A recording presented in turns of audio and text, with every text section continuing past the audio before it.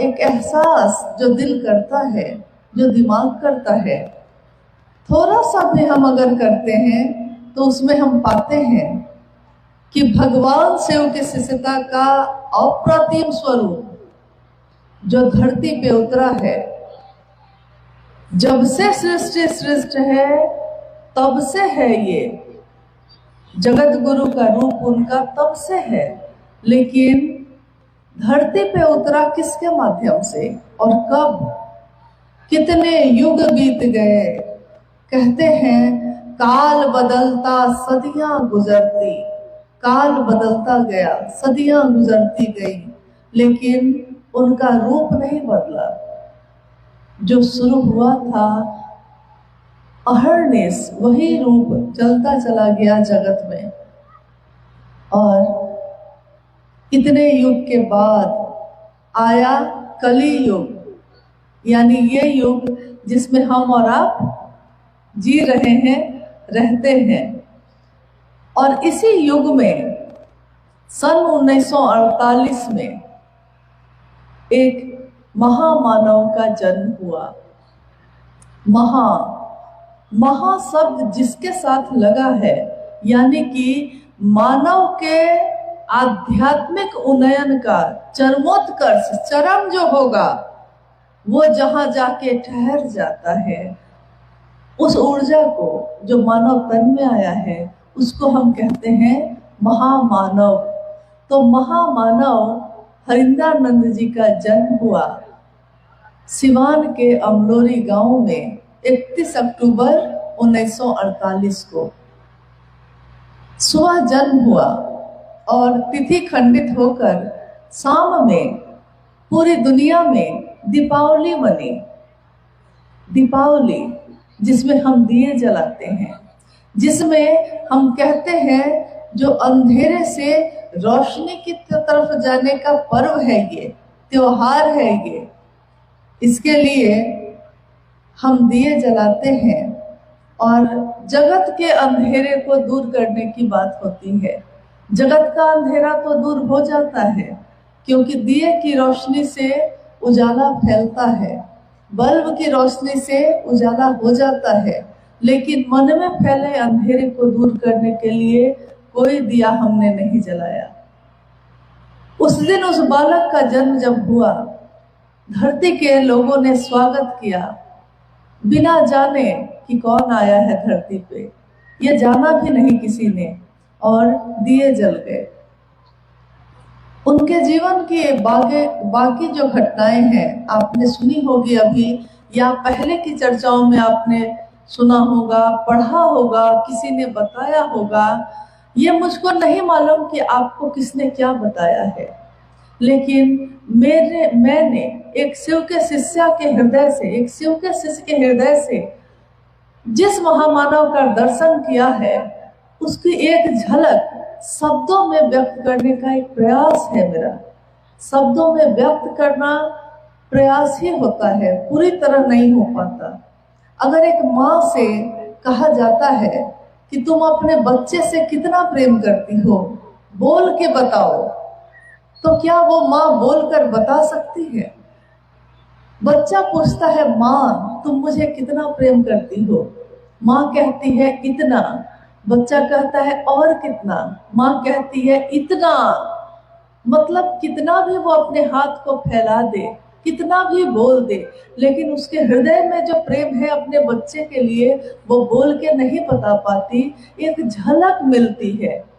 वैसे ही हमारे वरेण्य गुरु भ्राता साहब श्री हरिंद्रानंद जी के लिए शिव शिष्यों का हृदय कितना कृतज्ञ है, कितना कृतज्ञ है। कोई कहे, पूछे कि बोल के बताइए, तो कृतज्ञता भी बोलकर बताई नहीं जा सकती, बता नहीं पाते हम, बस बोलने का प्रयास करते हैं। बालक हरिंद्रानंद जी जब बड़े होते गए और 12 साल की उम्र में उन्होंने एक चमत्कार देखा।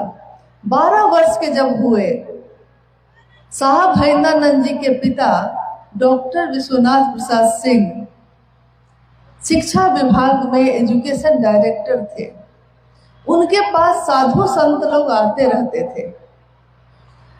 और वो भी बीच बीच में अपना समय उनके साथ व्यतीत करते थे।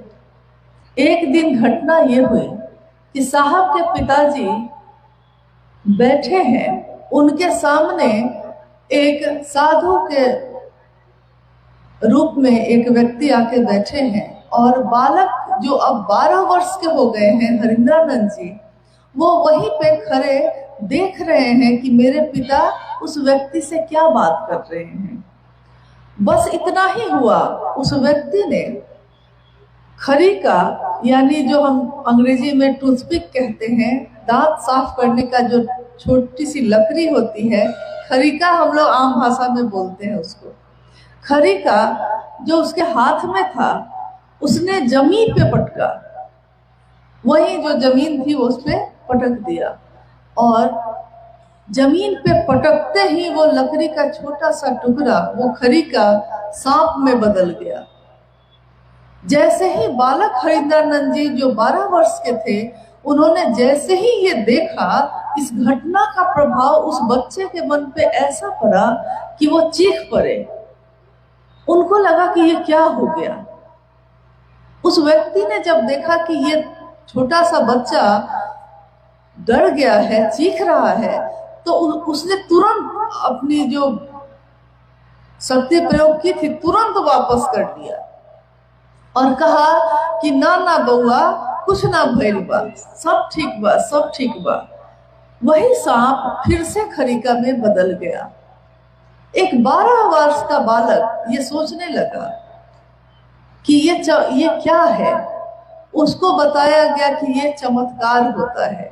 चमत्कार यानी वैसी घटना, वैसी चीज जो हमको अपनी आंखों पे विश्वास नहीं होगा और घटित हो जाती है।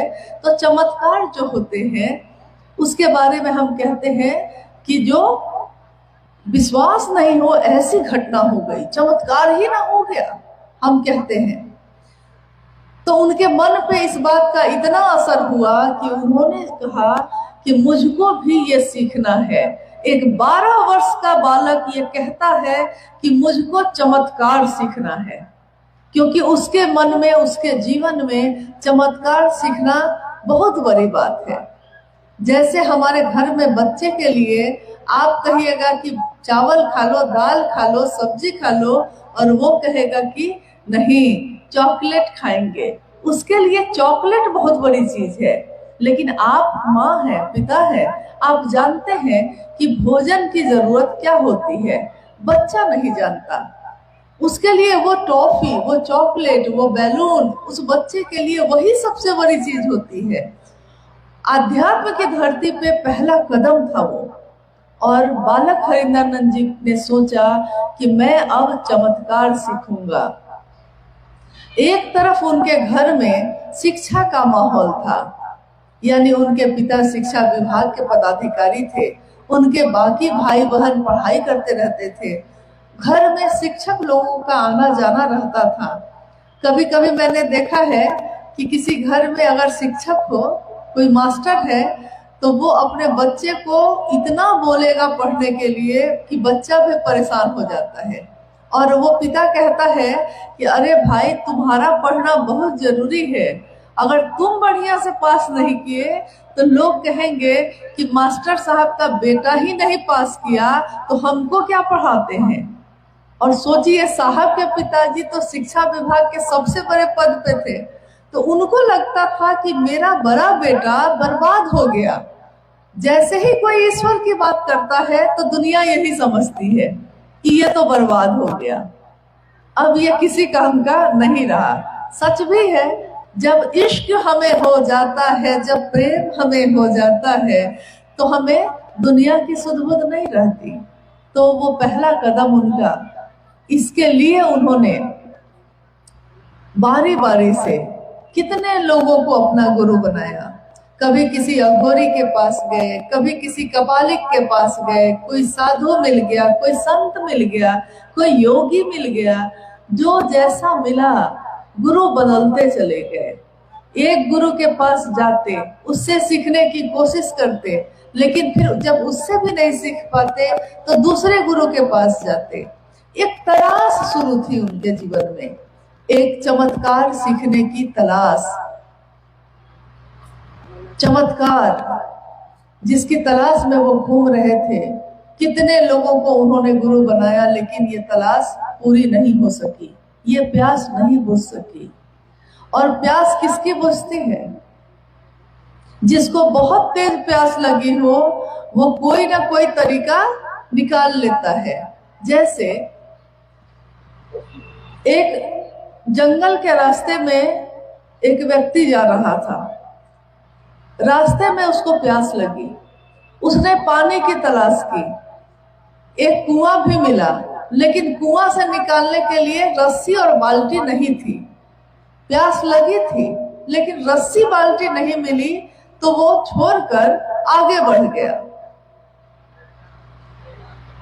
उसके थोड़ी देर बाद दूसरा व्यक्ति भी आया, लेकिन पहले की प्यास ऐसी थी कि पानी नहीं मिला तो छोड़कर आगे बढ़ गया, प्रयास थोड़ा सा किया, छोड़ दिया। लेकिन है बहुत ज्यादा होती है, वो इसके लिए अंतिम प्रयास तक करता है। जो उस व्यक्ति ने किया, उसने घास से ही रस्सी बना ली, उसने लकड़ी के टुकड़े को ही, गोल लकड़ी के टुकड़े को ही बाल्टी की तरह प्रयोग कर लिया, लेकिन अपनी प्यास बुझाई। साहब हरिंदरानंद जी के जीवन में भी उस दिन ऐसी ही प्यास चल रही थी। गुरु की तलाश करते करते वो थक गए थे, लेकिन उनकी प्यास ये बुझती नहीं थी और बढ़ रही थी। इसी तरह उनके जीवन के आगे के 14 वर्ष बीत गए। उन 14 वर्षों के बाद आया सन 1974 का समय। नवंबर का महीना था और नवंबर होते होते तो ठंड आ जाती है खूब। लेकिन उस समय साहब हरिंदरानंद जी, पटना एक जगह है, बिहार की राजधानी, जो भारत में है बिहार, उसकी राजधानी है पटना। उसी में लॉ कॉलेज यानी कानून की पढ़ाई वो कर रहे थे। तो लॉ कॉलेज के विद्यार्थी दिन में कानून की पढ़ाई करते और शाम की ट्रेन पकड़ के बगल में आरा नाम का एक जिला था, आरा में गांगी शमशान है, शमशान में चले जाते, शमशान में रात भर साधना करते, फिर सुबह की ट्रेन पकड़कर वापस पटना आ जाते। यही क्रम चल रहा था और दिन में फिर कानून की पढ़ाई करते। सुन के थोड़ा आश्चर्य लगता है। एक तरफ अध्यात्म के तरफ चलने का रास्ता प्रशस्त हो रहा था, शमशान और कब्रिस्तान, ये सुनते ही हमारे मन में एक भय पैदा होता है। अगर हमको दिन में भी कोई कह दे कि शमशान के पास से चले जाओ अकेले, तो हम लोग साथी ढूंढने लगते हैं। हम लोग को लगता है कि शमशान के बगल से गुजरेंगे तो भूत न पकड़ ले हमको, कोई साथी हो जाता तो अच्छा होता। लेकिन सोचिए, ये एक 12 वर्ष का बालक 12 वर्ष से लेके अगले 14 वर्षों तक लगातार इस साधना को करता रहा, मात्र गुरु की तलाश में। सच्चा गुरु कौन है जो मेरे मन की प्यास को बुझाएगा? और एक दिन एक घटना हुई, मात्र इतनी ही सी बात थी।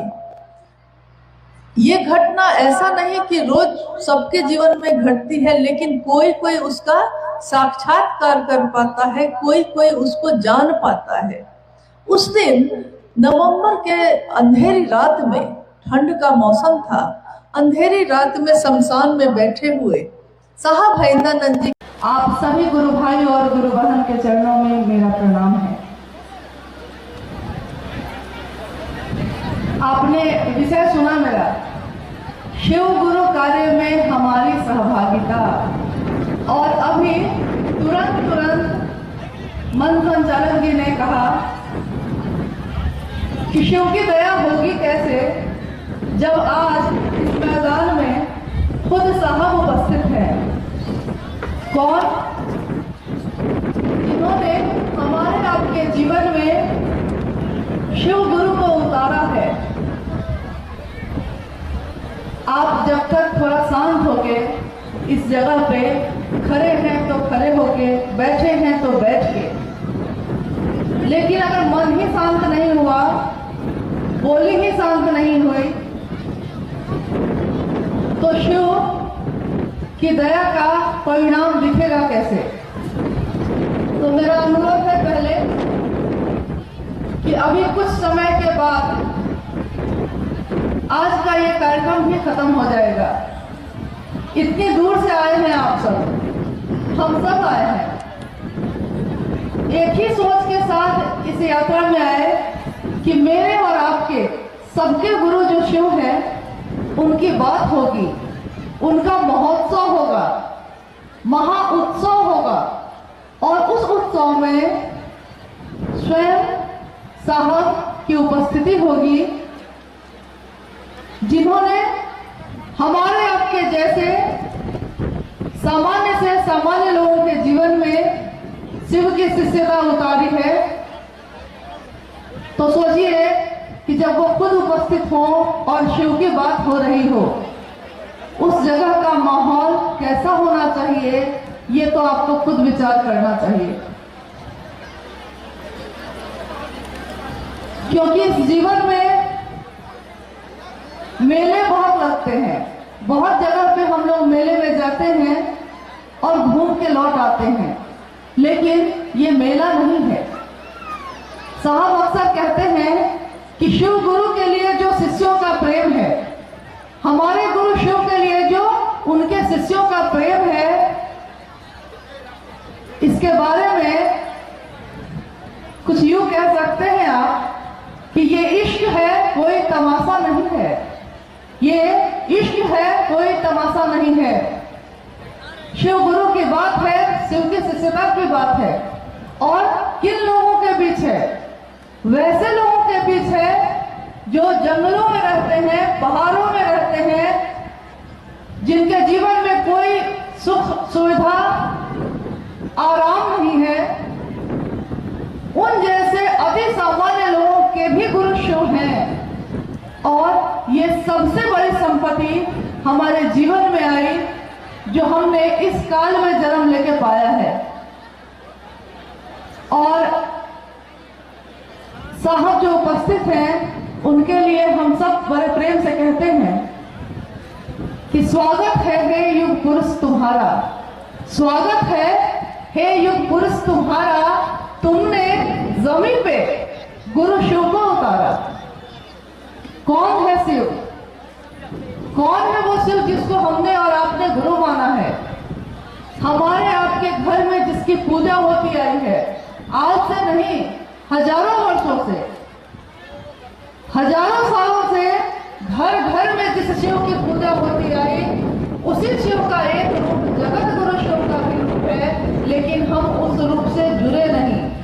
हमने भगवान के रूप में उनकी पूजा की, हमने भगवान के रूप में उनसे मन्नतें मांगी और हमारी मन्नतें पूरी हुई। यानी वो शिव जो भगवान है वो हमारे आपके जैसे सामान्य से सामान्य जीव की बात भी सुनता है। आप जहां भी पुकारेंगे, प्रेम से पुकारेंगे, प्रेम से याद करेंगे, वो शिव उतरते हैं। और जिन्होंने उतारा है वो आज खुद यहाँ उपस्थित हैं। इस महान संकल्प में कि शिव सिर्फ मेरे गुरु नहीं, एक एक व्यक्ति के गुरु हो जाए, जन जन के गुरु हो जाए, इस महान संकल्प में एक एक व्यक्ति के द्वारा जो सहयोग होता है, जो काम किया जाता है गुरु का, वही होती है हमारी सहभागिता इस बड़े काम में। एक बहुत बड़ा काम का संकल्प लिया गया। कौन सा काम है ये? कि शिव सिर्फ मेरे गुरु नहीं, शिव एक एक व्यक्ति के गुरु हो जाए। क्योंकि आज तक आदमी के जीवन में यही होता आया है, जो चीज उसको अच्छी मिली उसने खुद तक ही रखा, दूसरों को नहीं कहा, दूसरों में नहीं बांटा। लेकिन एक इंसान का ये स्वभाव नहीं होता, एक इंसान का ये गुण नहीं होता कि वो कोई भी अच्छी चीज खुद अपने तक रखे, दूसरों तक नहीं पहुंचाए। क्योंकि कहा गया है कि भगवान ने, महादेव ने जब इस दुनिया को बनाया और इस दुनिया में बहुत सारी रचना हुई, उन सारी रचनाओं में सबसे सुंदर रचना इंसान है। महादेव ने जितनी चीजें बनाई उन सारी चीजों में सबसे सुंदर खूबसूरत रचना उनकी इंसान है, एक जीव। और उस जीव में ये संभावना होती है कि वो जीव से शिव हो सकता है, भगवान हो सकता है। और ऐसे लोग हुए हैं इस धरती पे, ऐसे लोग हुए हैं जो बन के तो इंसान आए थे, पैदा तो इंसान के रूप में हुए थे, लेकिन दुनिया ने उनको भगवान की तरह पूजा। यानी एक इंसान में संभावना होती है कि वो भगवान की तरह बन सकता है। यही बात साहब ने कही कि भगवान के रूप में जब आप पुकारते हैं तो वो महादेव आपकी बात सुनता है। लेकिन जीवन में सब कुछ हो, शक्ति हो, सुख हो, समृद्धि हो, लेकिन ज्ञान नहीं हो, तो ज्ञान ही नहीं है तो जीवन जीने की कला भी समझ में नहीं आती। तो जीवन कैसे जी जाए, कैसे जिया जाए इस जीवन को, यही ज्ञान लेने के लिए शिव को गुरु बनाने की जरूरत है।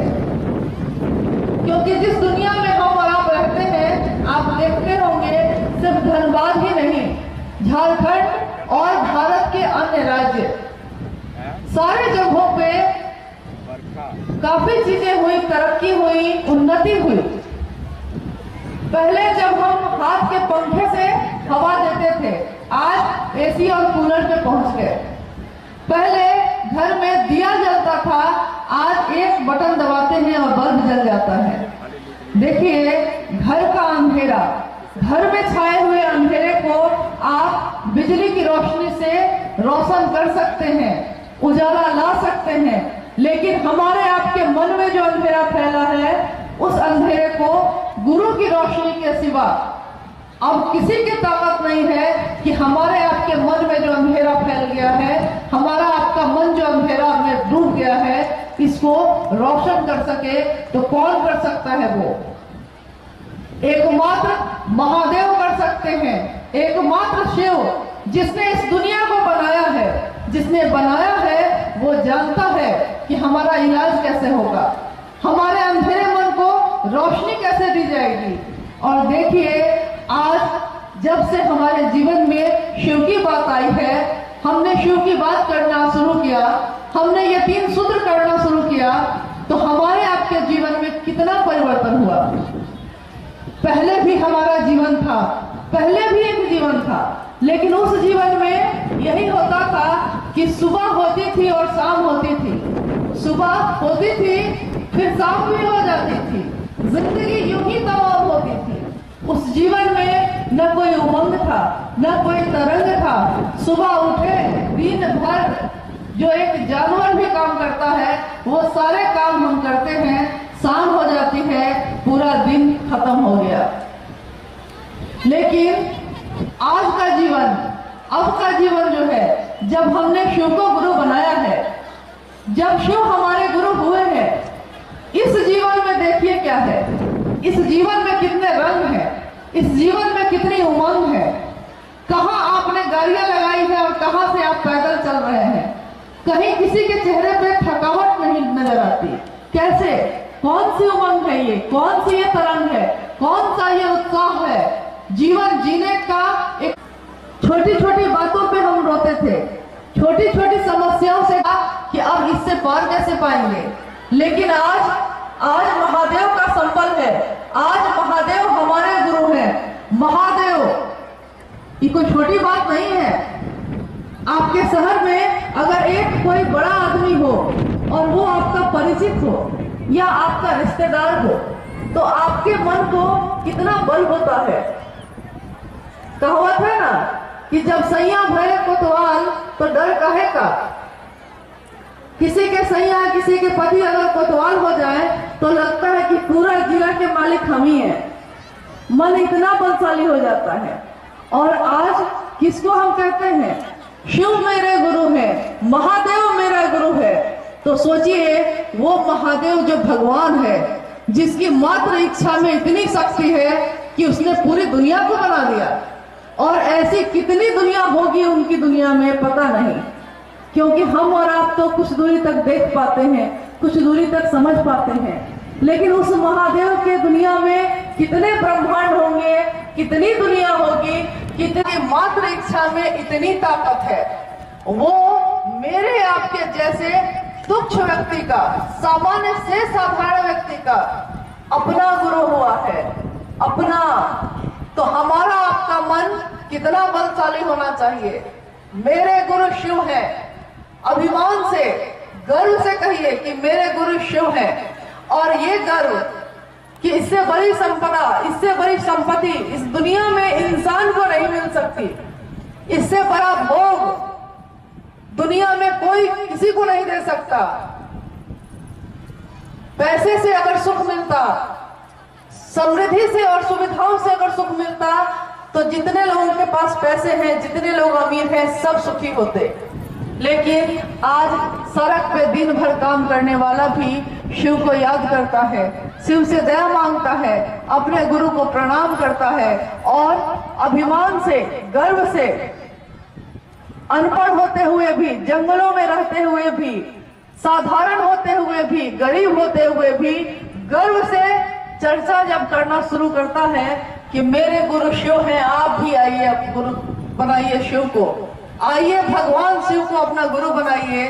जब वो ये कहता है तो सोचिए मन कैसा रोमांचित हो जाता है। मन में या कौन बोल रही है।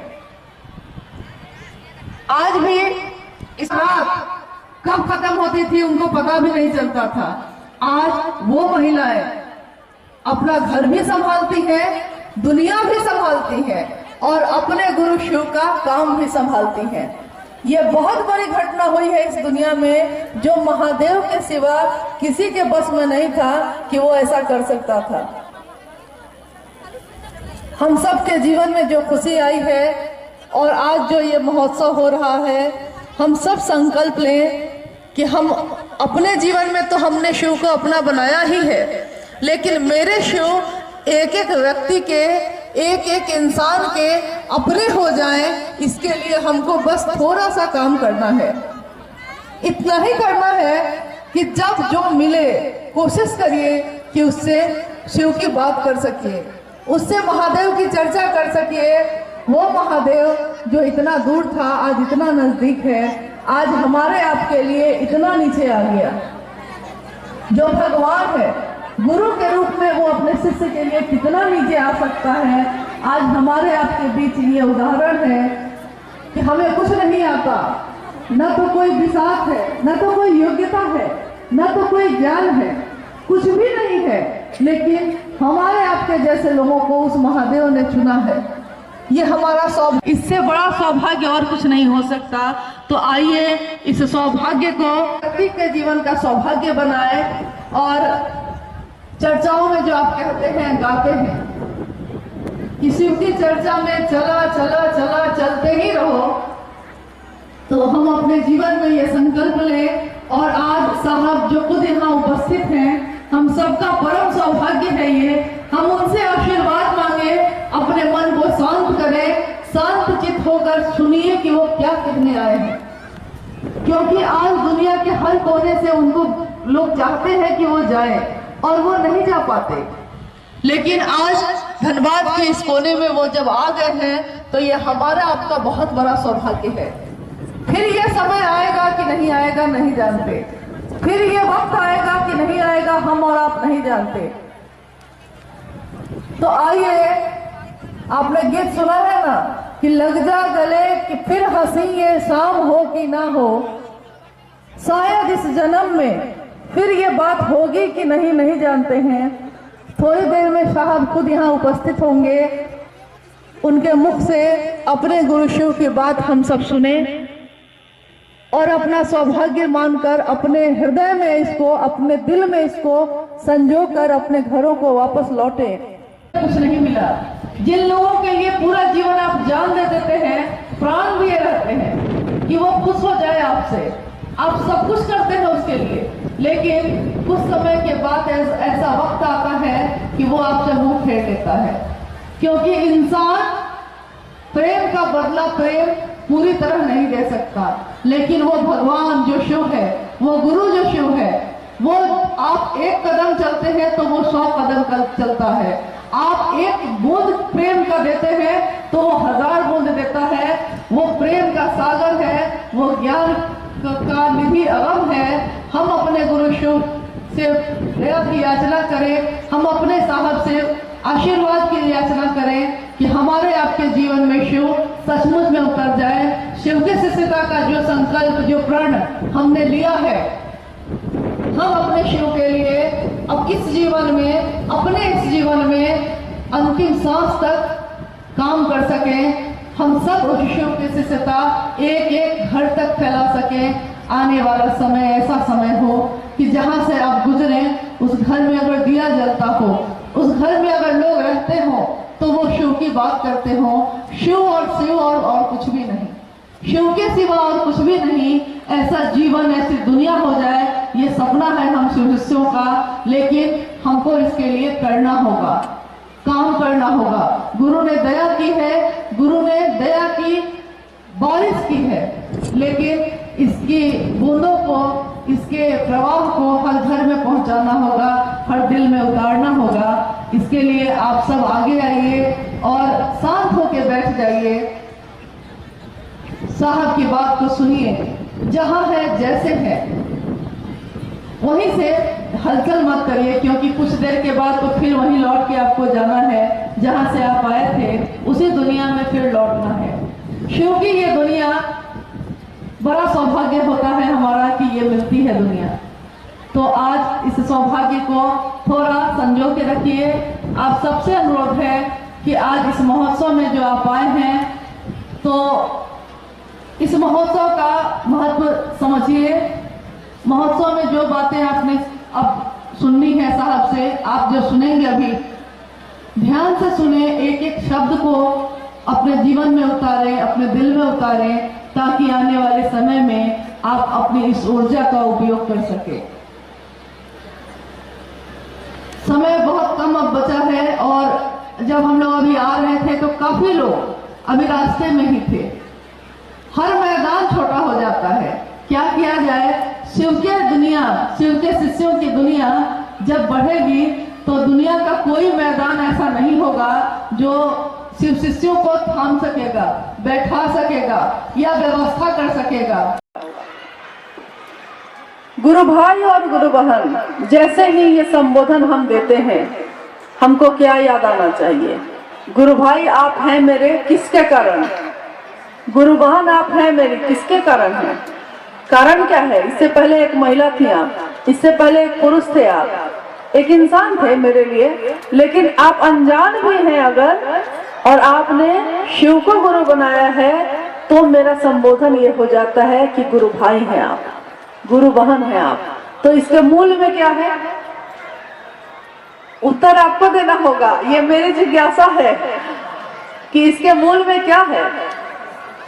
इसके मूल में यही है ना कि शिव आपके गुरु हैं, यानी शिव और कोई नहीं। अभी मैंने कहा कि ये गुरु का मंच है। इस गुरु के मंच से, या मंच का मतलब ये नहीं होता है कि सिर्फ ये स्टेज बना हुआ, मंच का अर्थ ये होता है कि जहां बैठकर आप अपने गुरु की बात करते हैं, वो चाहे धरती हो, चाहे वो पत्थर हो, या फिर वो कोई लकड़ी से बना हुआ स्टेज हो, कहीं भी बैठकर आपने अगर या खड़े होकर अपने गुरु की बात की है, तो वो गुरु का स्थान है। और गुरु के स्थान पे सिर्फ और सिर्फ गुरु की बात होनी चाहिए। तो ये अनुशासन हर शिव शिष्य में खुद होना चाहिए कि उस जगह पे आपके शिव की बात के अलावा किसी की बात नहीं हो। तो पहले तो गलती आपसे खुद होती है, हमसे खुद होती है। हम अगर सुनना चाहेंगे तभी कोई हमको सुनाएगा, हम किसी से बात करना चाहेंगे तभी बात करेंगे। शिव के भाव के शिखर में समस्त संकीर्णताएं तिरोहित हो जाती हैं, लेकिन इसके लिए शिव भाव की जरूरत है, शिव भाव के नजदीक होने की जरूरत है। इसके लिए आपको शिव की बात करने की जरूरत है। तो हमको ये निश्चित करना होगा कि एक निष्ठता बहुत जरूरी है किसी भी रिश्ते में। लौकिक तौर पे एक पति और पत्नी के बीच की बात देखिए, अगर पति पत्नी के लिए एक निष्ठ नहीं है तो उस रिश्ते का कोई मतलब नहीं। अगर पत्नी पति के लिए एकनिष्ठ नहीं है, तब भी उस रिश्ते का कोई मतलब नहीं। एक भाई अपनी बहन के लिए बहन के भाव से एकनिष्ठ नहीं है तो रिश्ते का कोई मतलब नहीं। एक गुरु अपने शिष्य के लिए तो होता ही होता है एकनिष्ठ, लेकिन शिष्य अगर अपने गुरु के लिए एकनिष्ठ नहीं है तो उस रिश्ते का भी कोई मतलब नहीं है।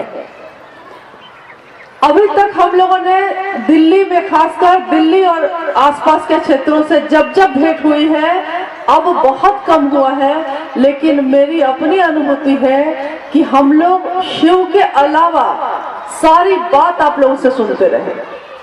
शिव के अलावा, शिव के काम के अलावा, ये भाई है तो ये वो भाई है, तो कोई किसी को रिश्ते से बांध लिया तो कोई किसी को रिश्ते से बांध लिया। आपने देखा होगा कि साहब श्री हरिनानंद जी लौकिकता में मेरे पिता हैं, लेकिन जब हम शिव की बात करते हैं, मैं एक शिव की शिष्या जिसकी घोषणा की थी इन्होंने, जब हम शिव की बात करते हैं तो हम उस साहब को वरेण्य गुरु भ्राता ही कहते हैं। पिता है वो लौकिकता में, लेकिन उससे बहुत बड़ा स्थान होता है एक गुरु भाई का, वरेण्य गुरु भ्राता का, एक गुरु बहन का। तो हमको ये याद रखना होगा कि हमको और आपको यही रिश्ता कायम करना है। कहीं मामा, कहीं चाचा, कहीं काका, इससे पहले मुक्त होइए आप, और शिव आपके गुरु है, एकनिष्ठ होइए आप। साहब का हमेशा यही संदेश रहा है, उन्होंने मात्र ये चाहा है कि आप शिव के पीछे चलिए। उन्होंने कभी ये नहीं चाहा कि आप मेरे या उनके किसी के भी पीछे चलिए। उन्होंने मदद लेने के लिए सबसे कही, लेकिन किसी के पीछे चलने के लिए उन्होंने कभी नहीं कहा। उन्होंने खुद अपने बारे में भी यही कहा कि जब से चला हूँ मेरी मंजिल पे नजर है। मंजिल एक शिव के शिष्य का क्या होना चाहिए? मंजिल एक शिव के शिष्य की सिर्फ और सिर्फ उसके गुरु से जुड़ाव होना चाहिए। जब से चला हूँ मेरी मंजिल पे नजर है। मेरी आंखों ने मील का पत्थर नहीं देखा। रास्ते में जो मील का पत्थर होता है ना, जिसपे लिखा रहता है जब उधर से आइए तो कापस हेरा 34 किलोमीटर, फिर 35 किलोमीटर, 2 किलोमीटर, यानी ये बताता है कि आपने कितना रास्ता तय किया। तो एक यात्री ये होता है कि हर कुछ दूर के बाद वो मील का पत्थर देखता है कि और कितना बचा है, और कितना बचा है। लेकिन एक होता है जिसने निश्चित कर लिया कि हाँ यहाँ आना है मुझको, तो बस वो चल रहा है, चल रहा है और चल रहा है, एक तरफ देखता है। तो उस काम का जो परिणाम है उसमें और हर जगह रुक रुक के चलने वाले के काम के परिणाम में काफी अंतर होता है। आप खुद शिव की बात करने वाले हम लोग, आपने देखा होगा कि हमारे जीवन में तो शिव के लिए हर दिन उत्सव है, हर दिन होली है, हर रात दिवाली है। लेकिन हमारे जैसे और भी बहुत सामान्य लोग हैं जिनके जीवन में अभी शिव की शिष्यता नहीं आई, लेकिन शिव से जुड़ाव है, भगवान के रूप में है या किसी भी रूप में है। सावन में जब हम यात्रा करते हैं शिव के लिए जल लेकर, यानी शिव पे जल चढ़ाना है ये सोच के, शिव की पूजा करने के लिए जब हम लोग कांवड़ में जल लेके चलते हैं, तो जैसे आप में से कितने लोग ऐसे हैं जो कभी सावन में जल लेके चले हो? कभी ऐसा हुआ है क्या? बचपन में मैं खुद 2 बार गई हूँ, अब तो जरूरत ही नहीं पड़ती, लेकिन पहले 2 बार गई थी अपने परिवार के साथ, और मैंने जो देखा है उस अनुभूति को आपको बताती हूँ। आप में से भी कुछ लोग ने हाथ उठाया कि हाँ हम लोग भी गए हैं। शिव पे जल चढ़ाना, शिवलिंग पे जल चढ़ाना है, मन में ये निश्चय आ गया है। एक जगह आपने मन में स्थिर कर लिया है कि मुझको उस जगह पे जाना है। आपने शिव के नाम का एक जल लिया है, एक लोटे में कांवड़ लिया है, और आपने एक अपनी मंजिल निश्चित कर ली है।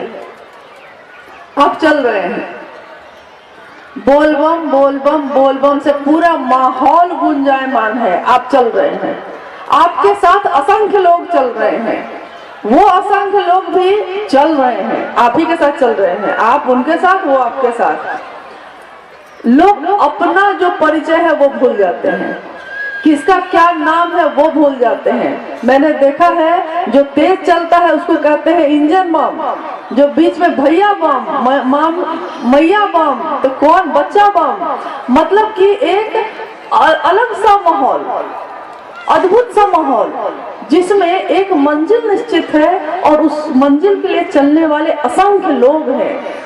जल लेके चल रहे हैं वो। जाति भूल गए, भेद भूल गए, पुरुष और स्त्री का भेद भूल गए, अपने मन की कलुषता भूल गए। वो 4-5 दिनों की सिर्फ यात्रा या 1 दिन 2 दिन की यात्रा जो होती है उसमें शिव के सिवा कुछ याद नहीं आता। लेकिन आप चलते सबके साथ हैं, आप उठते बैठते सबके साथ हैं, आप नहाते हैं, खाते हैं, यहाँ तक कि खा लिए हैं तो माफी मांगते हैं कान पकड़ के उठ बैठ के, सबके साथ हैं आप। लोग दूर से देखते हैं तो लगता है कि सब एक साथ चल रहे हैं, लेकिन कोई किसी के साथ मन से नहीं है। मन में उसका जुड़ाव शिव से है, उस समय एकमात्र शिव से, एक ही मंजिल है। अब आइए जरा हम लोग अपने जीवन के बारे में विचार करते हैं। साहब श्री हरिनानंद जी ने कहा कि शिव हमारे गुरु हैं। आपने माना, मैंने माना, हमारे जैसे लाखों करोड़ों लोगों ने माना। हमारे मन में ये निश्चय उन्होंने डाला कि आपके गुरु शिव हैं, आपको किसी की जरूरत नहीं, आपके गुरु शिव हैं, बार बार डाला। लेकिन हमारा मन ही बार बार रुकता रहा। हमारे मन में ये निश्चय नहीं हो सका जो 4-5 दिनों की यात्रा में होता है, वो हमारे पूरे जीवन की यात्रा में ये बात नहीं आ पाई। हम हर जगह रुकते रहे, हम हर जगह दूसरे को देखते रहे और हमारे मन में वो मंजिल ही हमेशा गायब हो जाती है कि कहाँ जाना है, क्या करना है। यहाँ तक कि आपने देखा होगा कि फटाफट सेशन बीच में चला था, काफी लोग मतलब उसमें निकल रहे थे। तो बहुत ऐसी जगह थी जहाँ पे लोग खुद में मिल के चलने लगे, लेकिन बहुत ऐसी जगह भी थी, बहुत ऐसी जगह भी रही जिसमें कहने को तो गुरु भाई गुरु बन रहे वो, लेकिन बाहर जाकर पूरा घूम फिर के अपना, किसी ने उत्तराखंड चुन लिया, किसी ने हिमाचल प्रदेश चुन लिया, किसी ने कुछ चुन लिया, किसी ने कुछ चुन लिया, कोई राजस्थान जा रहा है तो कोई केरल और तमिलनाडु जा रहा है। और यहाँ तक कि मुख्यालय जाके वो बोल रहे हैं कि केरल जा रहे हैं, लेकिन पता चलता है कि 2 दिन तो फटाफट किया था वहाँ और 2 दिन घूमने में बिताया था। तो ये आपके आसपास में तो असंख्य ऐसे लोग हैं जिन्होंने शिव को गुरु माना ही नहीं, आपको वो दिखाई नहीं देते। और जाना है तो जरूर जाइए आप, लेकिन अपनी जगह को भी तो थोड़ा देखिए कि वहाँ भी कुछ लोग जुड़ जाए और तब बाहर जाइए। तो ये कलुषता, ये चीजें जो हमारे मन को जकड़ती हैं, जैसे ही आप निश्चित कर लेते हैं कि मेरी मंजिल शिव है, मुझको चलना इन असंख्य लोगों के साथ है, लेकिन मन से रहना किसी के साथ नहीं है, मन से जुड़ना किसी के साथ नहीं है। और देखिए आपको कोई कष्ट नहीं होगा, आपको कोई दर्द नहीं होगा, आप मुक्त मन से बहुत अच्छे से, चाहे आज आपको ये भाई मिले तो आप इनके साथ में चलिएगा, वो भाई मिले तो आप उनके साथ में चलिएगा। आपके गुरु शिव है, शिव की बात होनी है। ये नहीं होना चाहिए कि हम इस ग्रुप में हैं, हम इन्हीं के साथ चलते हैं, हम उन्हीं के साथ चलते हैं। अगर ऐसा साहब हरिनानंद जी ने किया होता तो सोचिए, क्या आप दिल्ली में या राजस्थान में या हरियाणा में नजर आते? पता चलता कि जो शिव को गुरु मान रहा है वो फिर रांची में उनके पास बैठा हुआ है, यही पता चलता। लेकिन ऐसा उन्होंने कभी नहीं किया। जो सब कुछ रखते हैं अपने पास, जब उन्होंने हमको मुक्त किया है, जब उन्होंने कहा है कि आप एकदम स्वतंत्र हैं कहीं भी जाकर शिव की बात करने के लिए, तो अगर हम किसी को बाधा देते हैं, हम किसी व्यक्ति की यात्रा को अपने में जोड़ के रोकते हैं, तो ये एक आध्यात्मिक अपराध है।